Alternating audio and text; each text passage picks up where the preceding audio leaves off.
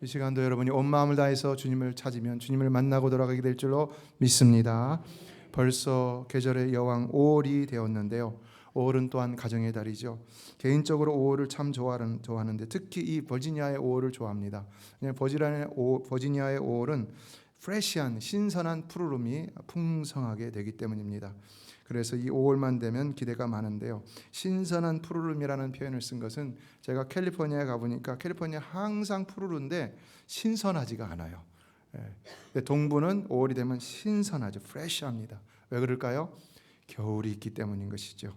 그래서 이 동부는 겨울이 있어서 겨울이 되면 나뭇잎들이 완전히 다 떨어졌다가 다시 이렇게 새롭게 돋아나면서 프레시하게 푸르르게 되는 것을 볼 수가 있는데요. 이것이 저는 정말 신선하고 새롭고 생명력이 더욱 넘쳐서 더 좋습니다. 앤 브래도 스트리트라는 사람은 말합니다. 겨울이 없다면 봄은 그리 즐겁지 않을 것이다. 고난을 맛보지 않았다면 성공이 반갑지 않을 것이다. 성도 여러분, 팬데믹을 통해서 혹 여러분이 인생의 겨울을 경험했다면 이제 이 5월을 통해서 다시금 프레시한 푸르름을 경험할 수 있게 되기를 주님의 이름으로 축원합니다. 이제 미국은 10명 중 6명이 코로나에 감염된 적이 있다고 합니다. 그래서 면역력이 있는 사람들이 많이 있다는 것이죠. 그래서 지금은 옆에 누가 코로나에 걸린 사람인데도 불구하고 같이 식사를 했는데도 안 걸리는 경우가 상당히 많이 있는 것을 볼 수가 있습니다. 그리고 또 변종 바이러스가 생겨도 그래서 걸리는 경우가 생겨도 증상이 경미하다고 하는데요. 그렇기 때문에 앤서니 파우치 박사는 이제 미국은 팬데믹에서 엔데믹으로 가고 있다 이렇게 말을 하고 있죠. 이제는 팬데믹으로 인해서 무너졌던 여러분의 마음과 삶이 혹은 육체라 할지라도 다시금 회복되는 그런 놀라운 시간이 되기를 주님의 이름으로 간절히 소망합니다. 오늘 본문은 이제 심판을 통해 멸망하게 될 유다 백성들을 향한 하나님의 놀라운 비전과 위로의 말씀을 기록하고 있는데요. 왜 유다가 심판을 받아야 했느냐? 온갖 우상 숭배와 악행에 찌들었어도 회개하고 돌아오는 하나님의 말씀을 전혀 듣지 않았기 때문이라는 것인데요. 그러므로 그들에게 남았던 유일한 회복의 방편은 바로 심판이었기 때문이라는 것입니다. 이제 그들은 심판을 받아 자신들의 잘못을 절실하게 깨달음으로 새롭게 갱신되고 또 그 땅도 우상 숭배에 쩌들어 있었는데 이제는 멸망을 통해서 좀 안식하는 기간을 갖고 새롭게 기경되어 되지 않으면 안 되었다고 하기 때문에 하나님은 그들 가운데 오래 참으시는 중에 이제는 그들을 버려야 하는 상황에서 버리지 않고 도리어 회복을 위해서 심판이라는 최후의 방법 강수를 두셨다는 것입니다. 이에 오늘날 우리는 잘못된 길로 갈 때 항상 우리를 향해 말씀하시는 하나님의 음성을 들을 수 있어야 되는 것인데요. 그것이 최후의 방법까지 가지 않도록 해야 되는 것입니다. 유명한 정치인이요, 학자요, 언론인이었던 데니얼 웹스터라는 사람이 있습니다. 그런데 이 사람이 특이한 점이 있는데 이 사람은 자기를 잘 아는 그런 목회자가 목회하는 교회를 출석하지 않고 자기를 전혀 모르는 그냥 변두리의 작은 교회만을 찾아다녔다고 하는데요. 그래서 왜 그러냐고 물었더니 이런 대답을 했다는 것입니다. 내가 내 얼굴을 아는 교회에 가면은 목사님들이 정치인 웹스터에게 설교를 합니다. 무슨 말입니까? 듣기 좋은 얘기만 한다는 거죠. 그런데 나를 모르는 곳에 가면 나는 설교를 통해서 죄인 웹스터를 깨닫기 때문입니다. 어떻습니까, 여러분? 굉장히 의미 있는 말이죠. 사실 누구나 듣기 좋은 소리만 듣고 듣기 싫은 소리는 듣지 않으려는 경향이 많이 있죠. 그래서 듣기 싫은 소리가 자꾸 들리면은 교회를 잘 안 나오지요. 이건 누구나의 본능적인 반응이라 할 수 있습니다. 그러나 우리가 여기서 깨달아야 될 것은 우리가 진정 하나님 앞에서 올바르게 살고자 한다면, 그래서 우리가 정말 하나님 앞에서 살아나기를 원한다면 언제나 우리는 말씀을 통해서 깨닫고 돌이키기를 힘써야 한다는 것입니다. 성도 여러분, 이 강단에서는 언제나 하나님의 말씀이 온전하고 정직하게 선포되어지기를 주의 이름으로 축원합니다. 그래서 말씀을 들을 때마다 항상 여러분들이 깨닫고 일어나는 역사가 다시 일어나게 되기를 주의 이름으로 축복합니다. 그런데 오늘 본문은 심판이 와도 염려하지 말라. 너희가 말씀을 듣지 않아서 결국은 심판을 당하게 되는데 그러함에도 불구하고 염려하지 말라. 왜냐? 11절이 그 답을 주고 있습니다. 같이 한번 읽어보겠습니다. 시작. 여호와의 말씀이니라. 너희를 향한 나의 생각을 내가 아나니 평안이요 재앙이 아니니라. 너희에게 미래와 희망을 주는 것이니라. 왜 심판이 와도 염려하지 말아야 한다는 것입니까? 택한 자를 향한 하나님의 징계는 결코 재앙이 아니기 때문이라는 것입니다. 그것은 오히려 우리에게 주시려는 하나님의 미래와 소망이 있기 때문이라는 것인데요. 이 말씀이 이사야 전체의 주제라 할 수 있고, 그러므로 이사야서에서 주어지는 모든 책망의 말씀, 회개의 말씀, 죄를 지적하고 회개하라는 말씀들, 그리고 심판을 예언하는 모든 말씀은 결코 재앙의 말씀이 아니라는 것입니다. 그것은 도리어 그들에게 미래와 희망을 주려는 하나님의 생각을 말씀한 것이라는 사실인데요. 그렇기 때문에 아무리 말씀이 호되게 들려지고 또 고난이 온다 할지라도 낙심하지 말라라는 것입니다. 이에 본문에서는 구체적으로 두 가지를 말씀하셨는데요. 첫째, 포로로 끌려가는 그곳에 잘 정착하라. 그래서 거기서 집을 짓고 살며 텃밭을 만들고 그 열매를 먹으라. 또 너희도 결혼하여 자녀를 낳고 너희 자손들도 그렇게 해서 번성하게 하라. 무슨 말입니까? 하나님의 백성은요, 어떤 고난이 온다 할지라도 늘 믿음을 가지고 그것을 긍정적으로 받아들여야 된다는 것이죠. 하나님이 내 삶을 주관하십니다. 그러면 내 삶에 오는 고통도 하나님이 다 나를 위해서 주시는 고통인 줄로 믿습니다. 이런 긍정적인 믿음을 가지고 그것을 받아들일 수, accept 할 수 있어야 된다는 것입니다. positively. 그리고는 적극적으로 대처해 나가야 된다는 것인데요. 존 맥스웰이라는 사람은 말합니다. 어떤 사람은 긍정적인 태도로 인생의 험준한 산을 올라 성공하기도 하지만 어떤 사람은 부정적인 태도로 인생의 낙오자가 되기도 한다. 여러분, 성공하는 사람들을 보세요. 대부분의 공통점이 모든 어떤 상황에 있을 간에 포지티브한 긍정적인 생각을 가지고 도전하는 것을 볼 수 있습니다. 그러나 실패하는 사람은 누구라는 것입니까? 항상 네거티브한 부정적인 생각을 가지고 안 돼 자꾸 이러다 보니까 인생의 낙오자가 된다는 것이지요.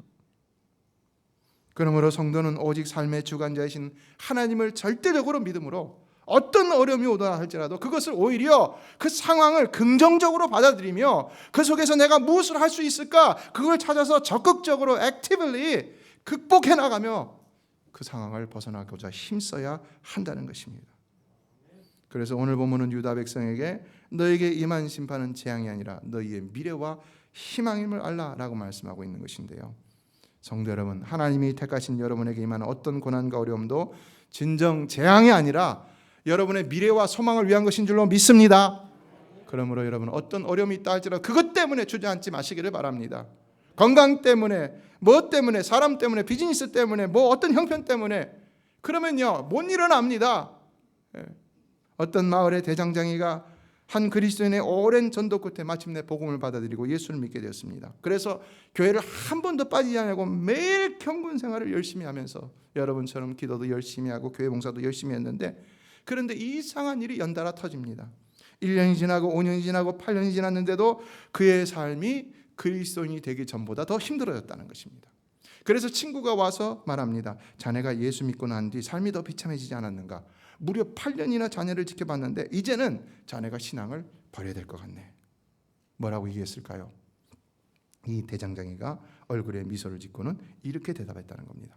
내가 대장장이가 아니었다면 벌써 포기했을지도 모르네. 하지만 쇠를 불에 달구고 두드리지 않는다면 좋은 물건이 나오질 않는다는 사실을 나는 알고 있네. 연단이 길어진다는 것은 하나님이 그만큼 내 생에 공을 들이고 계신다는 뜻이지, 한 가지 분명한 것은 내가 믿음을 갖기 전에는 이 세상에서 겨우 장사가 잘 되는 것밖에는 소망이 없었는데 지금은 천국의 소망을 가진 부자가 되었다네. 할렐루야. 하루하루 먹기 위해 살지 마시기 바랍니다. 우리는 하늘나라를 소유한 자들입니다. 우리의 주인은 하나님이십니다. 하나님은 전능하신 분이십니다. 모든 것을 가지시고 모든 것을 주관하시는 하나님이십니다. 그 하나님을 바라보며 영원한 내세를 바라보고 하나님의 모든 계획과 그 소망이 우리를 위한 것이라는 것을 기대하면서 믿음으로 늘 승리하는 여러분 되시길 주님의 이름으로 축원합니다. 둘째 기도라고 말씀하고 있는데요. 자, 12절로 13절을 다 같이 읽어보겠습니다. 시작. 너희가 내게 부르짖으며 내게 와서 기도하면 내가 너희들의 기도를 들을 것이요 너희가 온 마음으로 나를 구하면 나를 찾을 것이요 나를 만나리라. 왜 하나님께서는 바벨론의 포로로 잡혀가는 이들에게 자꾸 기도하라고 하실까요? 온 마음으로 부르짖으며 하나님을 구하고 찾으라. 왜 이렇게 기도를 강조하시는 것일까요? 그것은 바로 그 기도가 그들이 그 힘든 포로 생활을 버텨나갈 수 있는 유일한 힘이 될 수 있기 때문이라는 것입니다. 기도는 어떤 것입니까? 기도는요, 오늘날 우리에게도 고난을 견뎌내게 하는 거룩한 힘의 수단이라고 할 수가 있습니다. 그래서 에레미야가 시대 뜰에 갇혔을 때는 하나님께서 한마디 하셨습니다. 딱, 너는 내게 부르짖으라. 내가 내게 응답하겠고 네가 알지 못하는 크고 은밀한 일을 내게 보이리라. 오늘날 고통 중에 있는 우리들에게도 하나님은 부르짖기를 원하고 계시는 줄로 믿습니다. 부르짖으라. 그러면 응답한다. 네가 알지 못하는 크고 은밀한 일, 미래의 소망을 내가 너에게 분명히 보여주겠다. 그래서 그거 붙들고 너로 하여금 이기게 하겠다. 이에 기도의 사람 조지 밀러는 기도란 그리스도의 능력을 붙잡는 손이라고 그랬어요. 우리가 기도하면 반드시 그리스도의 능력이 우리의 연약한 손을 붙잡아 주신다는 것입니다. 예수님도 구하라 주실 것이요 찾으라 얻을 것이요 문을 두드리라 열릴 것이라고 했습니다. 여러분, 우리가 신앙생활 한다고 하지만 그러나 구하지 않고 찾지 않고 두드리지 않고 하나님께 얻을 수 있는 것이 있을까요? 우리의 믿음이요 결코 막연해서는 안 되는 겁니다. 내가 기도하지 않으면서 막연히 내가 교회 다니니까 하나님 나를 도와주신다? 이래 생각하면 안 된다는 겁니다.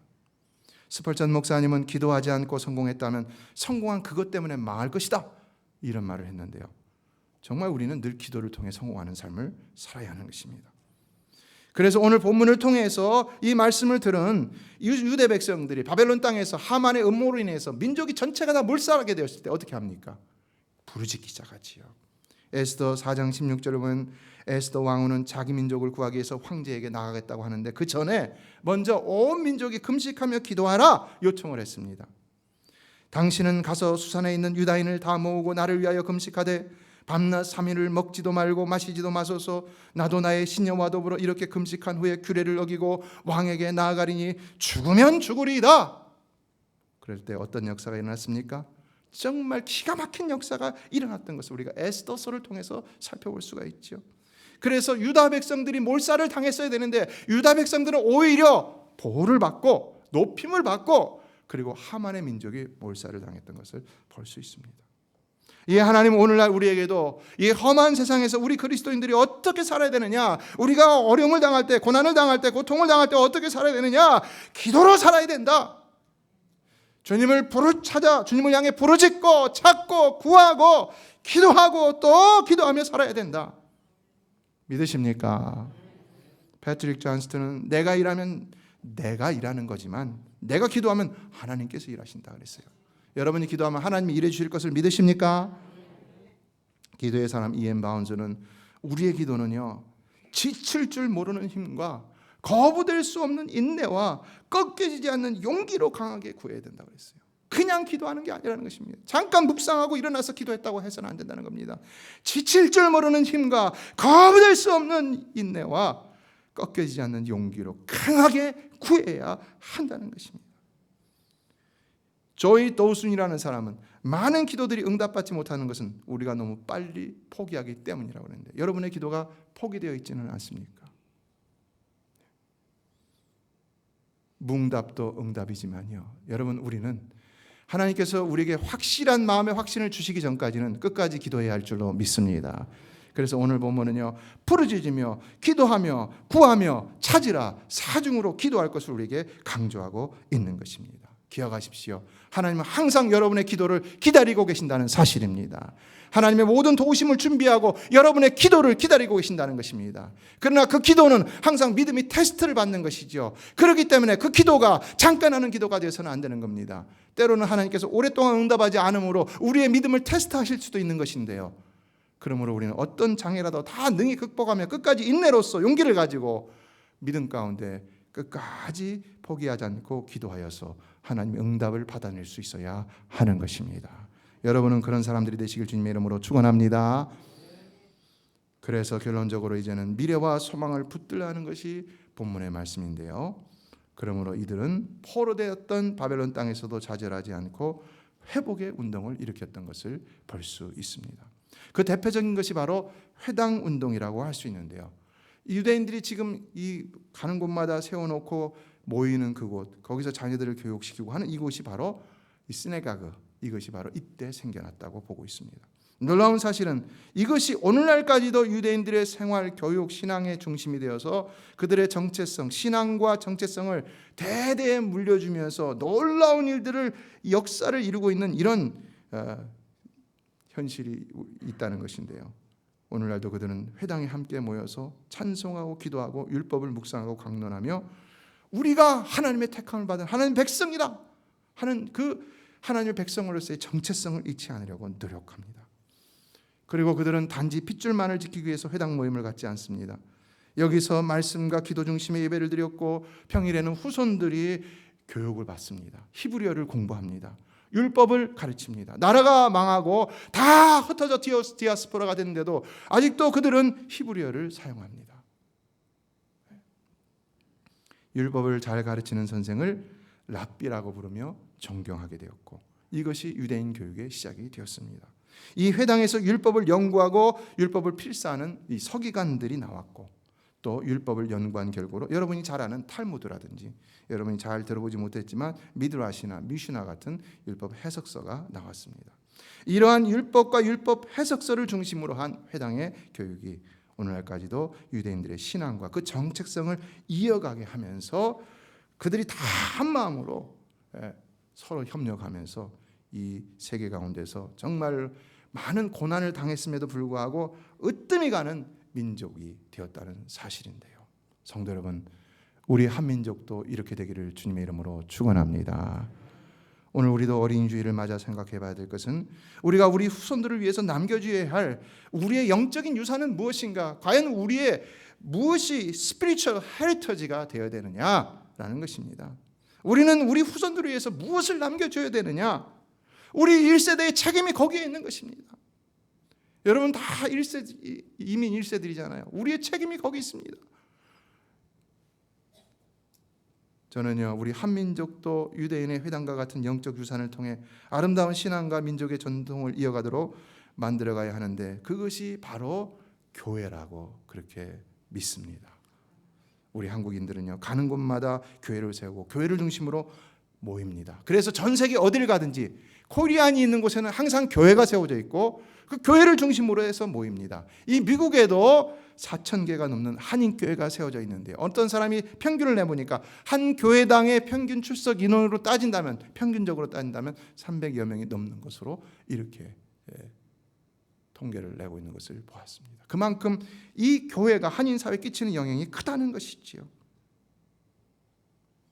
예, 우리는 이 교회를요 단지 일주일에 한 번 모여서 예배하는 곳으로만 만들어서는 안 되는 것입니다. 우리 자녀들이 이곳에 모여서 주 일주일에 한 번 나와 예배만 드리게 해서는 안 된다는 겁니다. 이곳에서 성경교육, 신앙교육도 시켜야 되지만은 이곳이 바로 그들의 삶의 또 민족의 문화의 역사의 정체성을 갖게 하는 중심지, 센터가 되도록 해야 할 필요가 있다는 것입니다.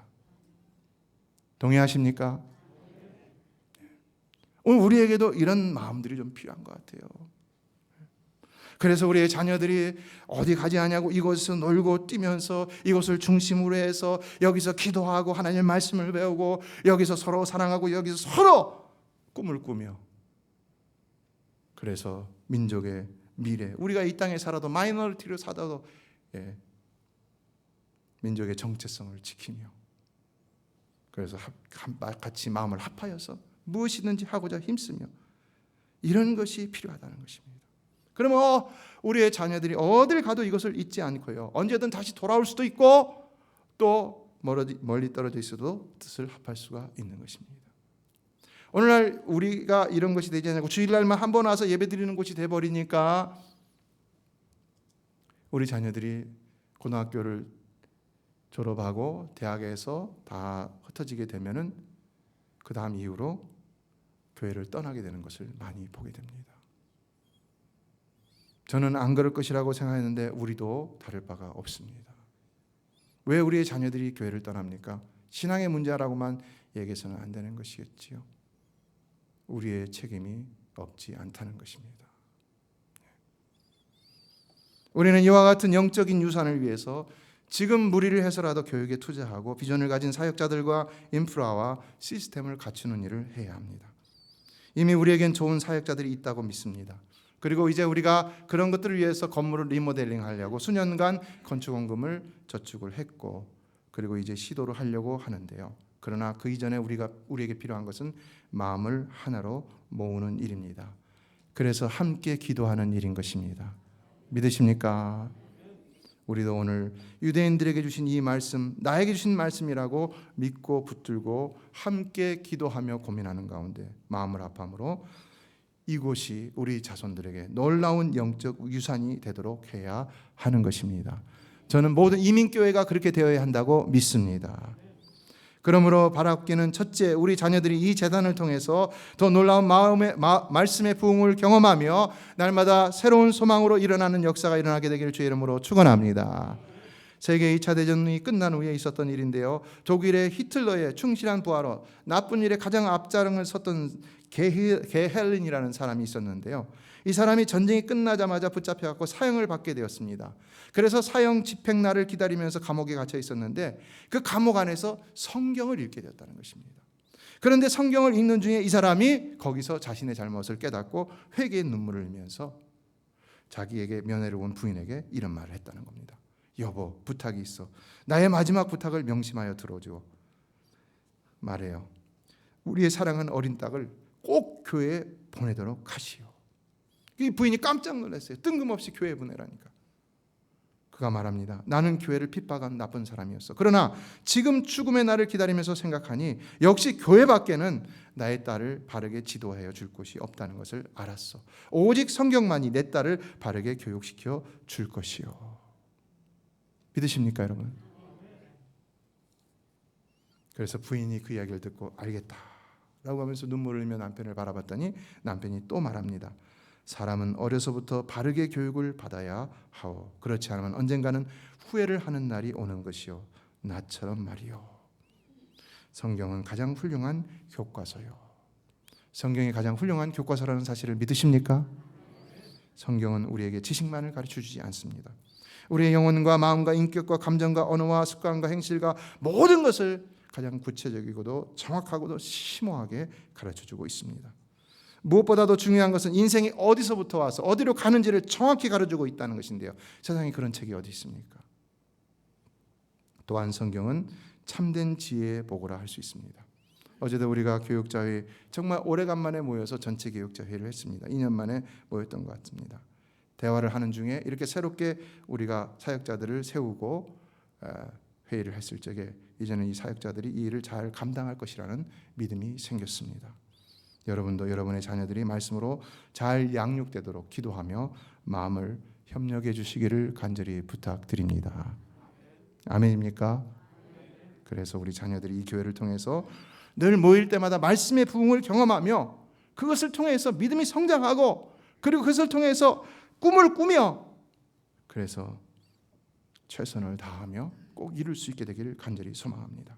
저는요, 우리 자녀들이 그냥 잘 자라서 안정된 직업을 얻고 그래서 미국 사회에 잘 동화돼서 살아가는 것, 그것이 미래가 아니라고 생각합니다. 우리 대부분은 그렇게 생각합니다. 어떻게든지 좋은 학교 나와서 직장 잘 얻어서 아예 잘 먹고 잘 살면 됐지 뭐. 그러면요, 우리 민족의 미래는 없습니다. 그것으로 끝나는 거예요. 저는 우리 다음 세대는 영적인 능력을 가진 코리안 아메리칸이라는 정체성을 가지고 이 타락한 사회를 일으켜 세울 수 있는 복된 믿음의 세대가 되기를 간절히 축원합니다. 그래서 우리 후손들도 유대인들 못지않게 세상에 놀라운 영향력을 미치며, 여러분 어떻게 해야지 세상에 놀라운 영향력을 미칠 수 있습니까? 가장 큰 힘이 무엇입니까? 가장 큰 힘은 하나님이 힘인 줄로 믿습니다. 하나님이 힘을 힘입어서 믿음으로 세상에 놀라운 일들을 행하며 온 세상 가운데 놀라운 하나님 나라를 세우는 그러한 민족이 될 수 있기를 간절히 소망합니다. 유대인들은요, 약점이 하나 있어요. 그게 뭐냐면요, 너무 폐쇄적이에요. 그래서 자기 민족들만을 위하는 것이 강합니다. 근데 우리 크리스찬들은요, 미국의 크리스찬들이나 전 세계 크리스찬들을 보세요. 크리스찬들은요, 그런 응집력이기보다는요, 세계를 위롭게 하는 이런 일을 하고 있습니다. 생각해 보세요. 그렇지요? 우리 후손들이 이 일의 주역들이 될 수 있게 되기를 주님의 이름으로 축원합니다. 대영 제국을 이룬 빅토리아 여왕이 처음으로 여왕으로 간택되었다는 소식을 듣고는요, 하나님 앞에 무릎을 꿇고 성경을 펼치고 기도했습니다. 주여, 제가 여왕이 되면 말씀대로 정치를 하게 해주세요. 그래서 정말로 그는 하나님의 말씀대로 나라를 통치했는데, 그래서 해가 지지 않는 대영 제국이 되었다는 겁니다. 인생의 진정 성공하는 비결은 뭐냐? 하나님의 말씀이라는 것입니다. 그래서 우리 자녀들도 반드시 말씀을 알고 말씀대로 살아감으로 이 땅에서 머리 되고 꼬리 되지 않게 되기를 주님의 이름으로 축복합니다. 그러나 둘째, 이 재단을 통해 신앙교육, 성경교육과 더불어서 역사교육도 일어남으로 인해서, 정체성의 교육이 일어남으로 인해서 우리 후손들에게, 우리 다음 세대에게도 계속해서 우리를 이어가는 우리 다음 세대가 우리보다 더 나은 놀라운 변화의 역사가 일어나기를 간절히 소망합니다. 유대인들은 신앙교육, 성경교육과 더불어서 철저한 역사교육을 시킴으로 인해서 그 후대가 달라지게 했던 것을 볼 수가 있는데요. 왜 유다가 멸망할 수밖에 없었느냐? 이걸 뼈저리게 반성하면서 되돌아보고, 그러면서 우린 다시 그래서는 안 된다 하면서 이제 이들이 돌아와서 다시 기록했던 역사서가 바로 역대기서, 우리가 새벽마다 살펴보고 있는 성경인데요. 그걸 보면요, 이들이 하나님을 철두철미하게 섬겼을 때는요, 복을 받았어요. 하나님을 섬기는 게 중요한 것이 아닙니다. 하나님을 철두철미하게 섬겨야 되는 것입니다. 여러분은 하나님 철두철미하게 섬기시기를 주님의 이름으로 축복합니다. 대충 섬기려고 하면요, 신앙생활 아예 안 하는 게 낫습니다. 철두철미하게 섬기게 되면, 그래, 이게 우리에게 주는 놀라운 은혜고 베네핏입니다. 이 믿음 생활함으로 인해서는요. 그러므로 오늘 우리도 다른 무엇을 보기 전에 항상 우리의 과거와 그리고 우리 현재 역사를, 히스토리를 바라볼 수 있어야 되는 것인데, 우리 자녀들에게도 우리와 우리 조상들의 과거를 바라보게 하면서 그들에게도 남아있을 법한, 사실 남아있는 그러한 그 역사에 좋지 않은 그런 습관들이라든지 이런 DNA들을 다시 체인지할 수 있도록 우리가 가르쳐줄 필요가 있다는 것입니다.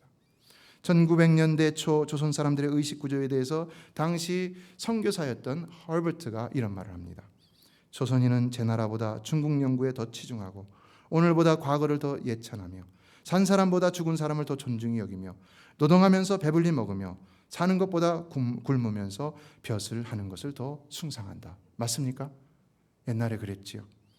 그런데 이런 조선인들의 의식 구조를 보고 바꾸려 했던 것이 바로 누구냐? 기독교라는 것입니다. 그래서 일어났던 것이 독립협회이고 YMCA와 같은 곳들입니다. 예, 우리의 자녀들도 교회를 통해서 새로운 의식구조의 개선이 일어나고 잘못된 전통이 있다면 그것을 끊어버리고 새로운 역사를 창조해 나갈 수 있어야 한다고 믿습니다. 그리고 우리 조국을 사랑하는 자녀들이 되기를 간절히 소망합니다. 월남 이상재 선생이 YMCA에서 젊은 사람들을 교육할 때에 당시는 일제치하에 있었기 때문에 세계 지도에 조선을 갖다 일본이라고 표기했다는 겁니다. 그래서 그때 그는 그 지도 속에서 사라진 조선을 가리키면서 이렇게 가르쳤다고 하는데요. 너희의 기도 속에서 조국이 살아있으면 세계 지도에 조국이 살아있을 것이다. 이런 역사 교육을 받은 젊은이들이 훗날 독립운동에 생명을 걸고 앞장섰다는 것입니다. 여러분, 우리 후손들도 이곳에서 조국을 가슴에 품고 기도하는 믿음의 세대가 되기를 주님의 이름으로 축원합니다. 역사의 주인은 하나님입니다. 그러므로 우리 자녀들이 철저한 믿음으로 하나님만 바라보며 가슴에 조국을 품고 기도한다면 놀라운 일이 일어날 것이라고 믿습니다. 지금도 많은 한인 2세들이 미국의 백악관과 의회와 정부에 진출해서 우리 민족의 위상을 높이며 조국을 위하고 있다는 얘기를 많이 듣고 있습니다. 우리 메시아 교회도 이런 믿음의 인재들이 많이 나오게 되기를 주님의 이름으로 축원합니다. 그래서 이 땅 가운데 새로운 이민 역사를 써갈 수 있는 한 축을 감당할 수 있는 교회가 되기를 간절히 소망합니다. 우리는 오늘 어린이 주일을 맞아서 보다 더 먼 미래를 소망하며 우리의 자녀들을 위해서 기도하며 새로운 꿈을 꿀 수 있어야 한다고 생각합니다. 이를 위해서 세워진 한국학교와 교육부 자녀들과 선생님들, 그리고 자녀를 가르치며 기도하는 여러 부모님들 가운데 더욱 충만한 은혜가 임하시기를 주의 이름으로 축복합니다. 그리고 저와 여러분이 오직 한 마음이 되어 진정 이 일에 헌신함으로 아름다운 유산을 만들어 갈 수 있게 되기를 간절히 소망합니다. 이제 우리 믿음의 1세대가 해야 할 일은 무엇인가? 저는 이 메시아께 오면서 5가지 비전을 놓고 먼저 기도했다고 그랬죠. 유소년, 청소년을 향한 비전, 그리고 초기 이민자와 노인과 세계 선교를 향한 비전을 놓고 기도했다고 그랬어요. 거기서 우리가 이 시니어 학교도 생겨나게, 평생교육원도 생겨나게 된 것입니다. 이제 우리가 못다 이룬 것들을 이루면서 다음 세대를 준비할 수 있는, 그래서 우리가 아름다운 신앙의 유산을 남겨줘야 하는 것이 우리의 과제라고 생각하고 책임이라고 그렇게 믿습니다.